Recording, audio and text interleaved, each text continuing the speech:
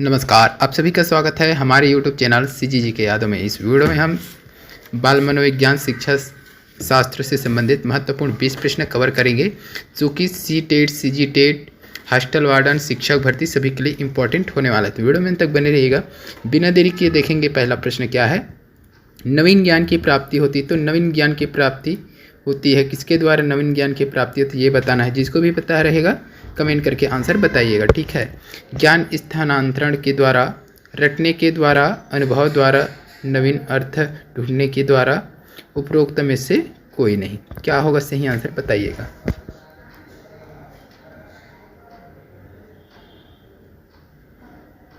इस प्रश्न के लिए सही आंसर की बात करें तो ऑप्शन सी हो जाएगा, अनुभव द्वारा और नवीन अर्थ ढूंढने के द्वारा नवीन ज्ञान की प्राप्ति होती है। चलिए अगला प्रश्न देखेंगे दोस्तों।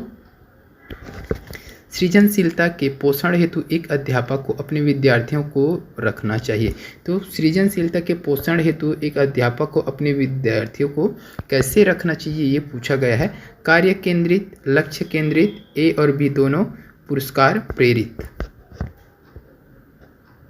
तो इस प्रश्न की अगर बात करें तो ऑप्शन बी सही आंसर हो जाएगा, ठीक है, लक्ष्य केंद्रित। तो सृजनशीलता के लिए पोषण हेतु बच्चे अध्यापक को क्या कर देना चाहिए, एक लक्ष्य बना के रखना चाहिए, लक्ष्य में केंद्रित करके रखना चाहिए, ठीक है।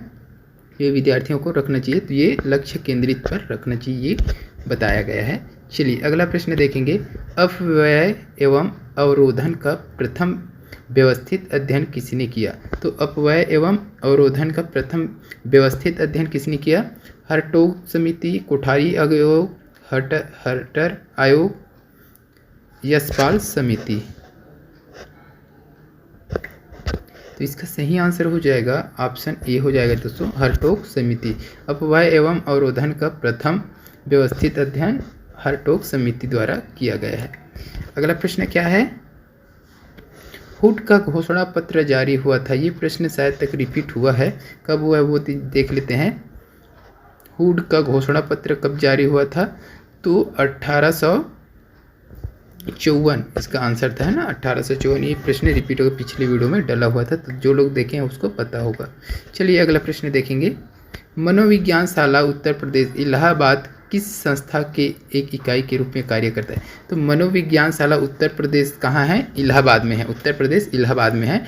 और किस संस्था की इकाई के रूप में कार्य करता है ये बताना है। NCERT, NCTE, NCERT, SCERT और डाइट।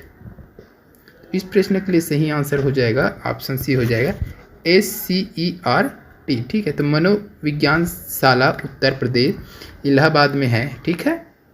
ये एग्जाम में पूछा जाता है कि मनोविज्ञान शाला उत्तर प्रदेश कहाँ है करके, तो इलाहाबाद में है। संस्था इकाई के रूप में कार्य करता है या किस इकाई के रूप में कार्य करता है, तो SCERT की इकाई के रूप में कार्य करता है। चलिए अगला प्रश्न क्या है। मनोविज्ञान शाला के प्रमुख कार्य है। तो मनोविज्ञान शाला के प्रमुख कार्य क्या है वो चीज़ पूछा गया है। निर्देशन, प्रशिक्षण, राष्ट्रीय प्रतिभा खोज परीक्षा का आयोजन, ये सभी। इसका सही आंसर हो जाएगा ऑप्शन डी हो जाएगा, ये सभी, ठीक है। तो मनोविज्ञान शाला के प्रमुख कार्य क्या है, तो निर्देशन, प्रशिक्षण, राष्ट्रीय प्रतिभा खोज परीक्षा का आयोजन, ये सभी कार्य मनोविज्ञान शाला के प्रमुख कार्य हैं। अगला प्रश्न क्या है। जिला चिकित्सालय के प्रमुख कार्य होते हैं। तो जिला चिकित्सालय के प्रमुख कार्य क्या होते हैं। रोगों का निदान करना, उपचार करना, परामर्श देना, उपरोक्त सभी। ये अलग टाइप से प्रश्न इसमें शामिल हो गया है, लेकिन देख लेते हैं, ठीक है। उपरोक्त सभी हो जाएगा। जिला चिकित्सालय के प्रमुख कार्य क्या है, रोगों का निदान, उपचार, परामर्श देना। अगला प्रश्न देख लेंगे। स्किनर बॉक्स का प्रयोग किया जाता है। स्किनर बॉक्स का प्रयोग क्यों किया जाता है। शाब्दिक अधिगम के लिए, प्रस्तुत अनुबंधन के लिए, चालक अधिगम के लिए, आकस्मिक अधिगम के लिए। Skinner box. तो इस प्रश्न का सही आंसर क्या हो जाएगा, ऑप्शन बी हो जाएगा, ठीक है, ऑप्शन बी हो जाएगा। प्रस्तुत अनुबंध के लिए किया जाता है स्किनर बॉक्स का प्रयोग। अगला प्रश्न है।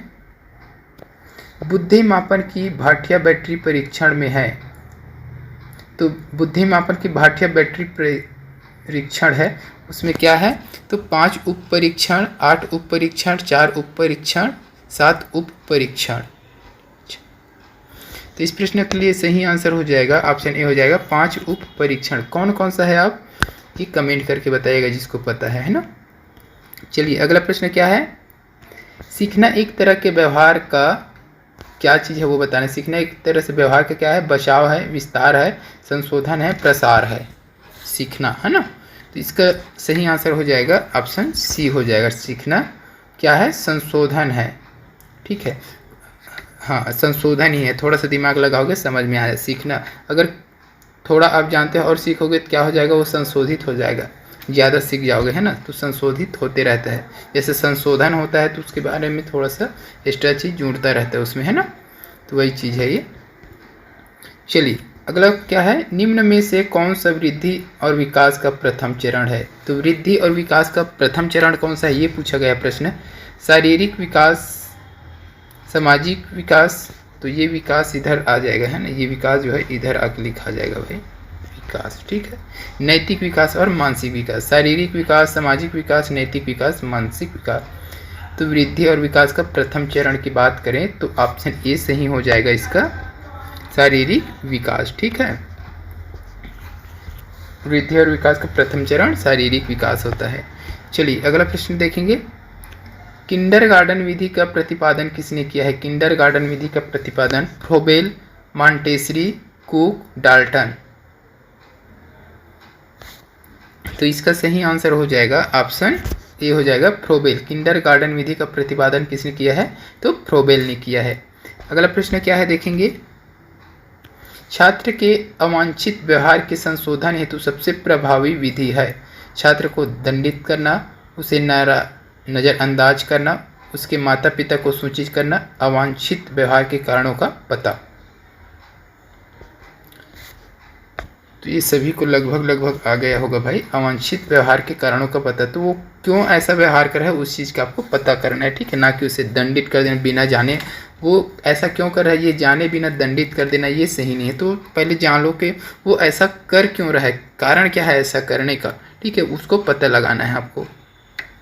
तो सबसे प्रभावी विधि क्या है ये, अवांछित व्यवहार के कारणों का पता करना। ठीक है, चलिए अगला प्रश्न देखेंगे, संकलनात्मक परामर्श के जन्मदाता है। संकलनात्मक परामर्श के जन्मदाता कौन है, थॉर्न, रोजर्स, विलियमसन, इनमें से कोई नहीं। तो इस प्रश्न का सही आंसर हो जाएगा ऑप्शन ए हो जाएगा, थॉर्नडाइक हो जाएगा। संकलनात्मक परामर्श के जन्मदाता थॉर्नडाइक हो जाएगा। ठीक है, अगला प्रश्न देखेंगे, डिसलेक्सिया संबंधित है। डिसलेक्सिया संबंधित है किससे संबंधित, पढ़ने संबंधी समस्या से, गणितीय कौशल संबंधी समस्या से, लेखन संबंधी समस्या से, वाक क्षमता संबंधी विकार से। तो इसका सही आंसर हो जाएगा ऑप्शन ए हो जाएगा, पढ़ने संबंधी समस्या। जो पढ़ने से संबंधित समस्या होती है उसको क्या बोला गया है, डिसलेक्सिया कहते हैं है ना। अगला प्रश्न है, ब्रेल लिपि, ये ब्रेल लिपि है ना, ब्रेल लिपि एवं टेप रिकॉर्डिंग किसके लिए शैक्षिक प्रावधान के रूप में प्रयुक्त किए जा सकते हैं। दृष्टिबाधित विद्यार्थी, ठीक है, अस्थि बाधित विद्यार्थी, श्रवण बाधित विद्यार्थी, शारीरिक रूप से विकलांग विद्यार्थी। तो ये थोड़ा सा बढ़िया प्रश्न है। तो ब्रेल लिपि के बारे में हम लोगों ने पढ़ा है भाई। ब्रेल लिपि होता क्या है, तो दृष्टिबाधित लोग विद्यार्थियों के लिए होगा ब्रेल लिपि। जो उभरा हुआ रहता है ना, ये उभरा हुआ इसी में लिखा रहता है। जो दृष्टिबाधित लोग होते हैं, अंधे हैं ना, वो इसी को ऐसे स्पर्श करके क्या करते हैं, पढ़ते हैं उसको। तो ब्रेल लिपि जो है दृष्टिबाधित विद्यार्थियों के लिए है ना, प्रयुक्त किए जाते हैं ये। चलिए अगला प्रश्न क्या करेंगे, CWSN का अर्थ है। CWSN का क्या अर्थ है, मजबूत आवश्यकता वाले बच्चे, एकांगी आवश्यकता वाले बच्चे, विशिष्ट आवश्यकता वाले बच्चे, मृदु आवश्यकता वाले बच्चे। तो इस प्रश्न का सही आंसर जाएगा ऑप्शन सी के साथ जाएगा, विशिष्ट आवश्यकता वाले बच्चे। ठीक है, तो CWSN का अर्थ है विशिष्ट आवश्यकता वाले बच्चे। तो इसका फुल फॉर्म क्या होगा ये आपको कमेंट करके बताना है। अगला प्रश्न देखेंगे, निम्न में से कौन सा परामर्श का एक तत्व नहीं है। तो परामर्श का तत्व कौन सा नहीं है, साक्षात्कार, विश्वास, वृत्तिक वृद्धि, संप्रेषण। तो इसका सही आंसर हो जाएगा ऑप्शन सी हो जाएगा, वृत्तिक वृद्धि। ये परामर्श का तत्व नहीं है। बाकी साक्षात्कार, विश्वास, संप्रेषण ये परामर्श का तत्व है सभी, है ना। अगला प्रश्न है, भाटिया बैटरी का प्रयोग निम्न में से किसके परीक्षण हेतु किया जाता है? व्यक्तित्व, बुद्धि, सृजनात्मकता, अभिवृत्ति। तो इसका सही आंसर हो जाएगा ऑप्शन बी हो जाएगा बुद्धि। ठीक है, भाटिया बैटरी का प्रयोग बुद्धि परीक्षण हेतु किया जाता है। अगला प्रश्न देखेंगे और इस वीडियो का लास्ट प्रश्न है, कोहलबर्ग का विकास सिद्धांत निम्न में से किससे संबंधित है? तो ये कोहलबर्ग का विकास सिद्धांत निम्न में से किससे संबंधित है? भाषा विकास, संज्ञानात्मक विकास, नैतिक विकास और सामाजिक विकास। तो इस प्रश्न का सही आंसर ऑप्शन सी हो जाएगा नैतिक विकास। तो कोहलबर्ग का विकास सिद्धांत जो है नैतिक विकास से संबंधित है। तो इस वीडियो में बस इतना ही। वीडियो अच्छी लगी हो तो वीडियो को लाइक कर दीजिएगा, शेयर कर दीजिएगा, चैनल में नए हैं तो चैनल को सब्सक्राइब कर लीजिएगा। तो जल्द मिलते हैं इसी प्रकार के अगले वीडियो के साथ, तब तक के लिए वंदे मातरम, जय हिंद।